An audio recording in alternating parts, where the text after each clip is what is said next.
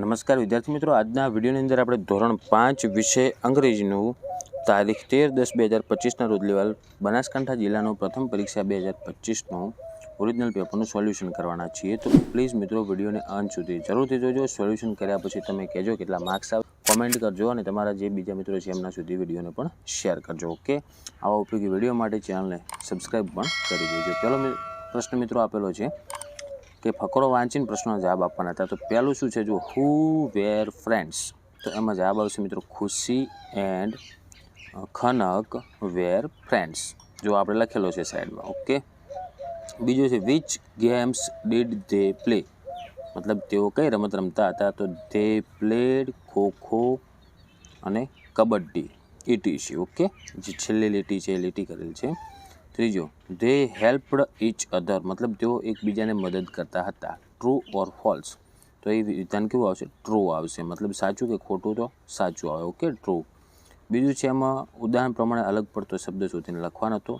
તો પહેલું છે એમાં જુઓ સ્કૂલ અલગ પડશે, કારણ કે બીજું ઇરેઝર, પેન્સિલ અને શાર્પનર આ બધા કંપાસના સાધનો છે, એટલે સ્કૂલ અલગ પડશે. બીજું છે મેંગો, ગ્રેપ એ બધા ફળ છે, અને ટોમેટો એ શાકભાજી છે, એટલે ટોમેટો અલગ પડશે. ત્રીજામાં ચીઝ અલગ પડશે, કારણ કે બીજી બધી રમતો છે અને ચીઝ એ ખાવાની વસ્તુ છે.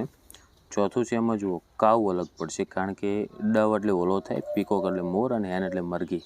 આ ત્રણ પક્ષીઓ છે અને કાઉ પ્રાણી છે, એટલા માટે. ઓકે, પછી ત્રીજો પ્રશ્ન છે એમાં તમારે સૂચના મુજબ કરવાનું હતું. હી, શી, ધે, ઇટ અને આઈ આનો ઉપયોગ કરવાનો હતો. તો પહેલું જુઓ શું આપેલ છે, રાજેશ ઇઝ અ ટીચર, તો તમારે આઈ ઉપરથી બનાવવાનું હતું, આઈ એમ અ ટીચર.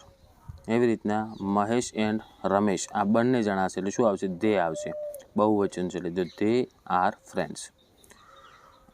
બીજું છે હેતલ ઇઝ અ પાયલોટ, તો હેતલ છોકરી છે એટલે સી આવશે, સી ઇઝ અ પાયલોટ. તો કાલે જેણે IMP પેપર જોયું છે ને એને ખબર પડી ગઈ છે, કારણ કે આ રીતના પ્રશ્નો આવ્યા હતા. ત્રીજો છે અમર ઇઝ ડૉક્ટર, તો અમર છોકરો છે એટલે હી આવશે, હી ઇઝ અ ડૉક્ટર. ચોથું અ મંકી, હવે મંકી એક વચન છે એટલે ઇટ આવશે, તો it is on the tree. પાંચમું છે નિષ્ઠા એન્ડ નીલમ, તો આ બંને બહુવચન છે એટલે ધે આર સ્ટુડન્ટ્સ, અહીંયા ધે લગાડી અને આર સ્ટુડન્ટ્સ કરવાનું હતું. ચોથો પ્રશ્ન છે મેં ચિત્રના આધારે તમારે 5 વાક્યો બનાવવાના હતા. ઓકે, પછી પાંચમો જો એમાં રાઇમિંગ વર્ડ શોધી અને જોડકા જોડવાના હતા. પહેલું છે સન, તો એમાં આવશે બીજું ફન, એવો ને એવો રાઇમિંગ વર્ડ, પાછળ એક જેવો સેમ સ્પેલિંગ UN. બીજો છે ટ્રી, તો એમાં આવશે ફ્રી, ચોથો. ઓકે, ત્રીજું છે ડે, તો એમાં આવશે પ્લે, પહેલું. પછી ચોથું છે ટુ, તો એનું બનશે પાંચમું આવે જે ડુ. પછી પાંચમું છે લુક, તો એનું બનશે ત્રીજા નંબરનું બુક. ચલો આગળ તમારે કાઉન્સમાં આપેલ શબ્દનો ઉપયોગ કરીને સંવાદ પૂર્ણ કરવાનો હતો. તો પહેલું છે ડવ, એમ કહે છે હેલો, તો એમાં શું આવશે? ફ્રેન્ડ્સ આવશે. સ્પેરો શું કહે છે? Hello friends, what are you looking for. Okay, તો એમાં બીજામાં લુકિંગ આવશે. ડવ એમાં આવશે ત્રીજામાં અ ન્યૂ હોમ. તો લાસ્ટમાં ચોથી ખાલી જગ્યામાં આવશે લોસ્ટ, અને સ્પેરો કહેશે છેલ્લે હાઉ, છેલ્લે આવશે હાઉ. ઓકે, તો જોઈ નાખો આમાં જે લખેલ છે એના સાચા જવાબ છે. આમાં જો શબ્દોનો ઉપયોગ કરીને વાક્ય પણ બનાવવાનું હતું. ડોગ, તો dog is a pet animal, મતલબ પ્રાણી, પાળી શકાય એવું પ્રાણી છે. બીજું છે ટેબલ, તો the table is in the room. ત્રીજું છે સ્કૂલ, તો માય સ્કૂલ ઇઝ બ્યુટીફુલ. ચોથું છે brother, Ramesh is my brother. પાંચમું છે બોય, તો હિતેશ ઇઝ અ બોય. આ રીતના તમારે વાક્ય બનાવવાના હતા.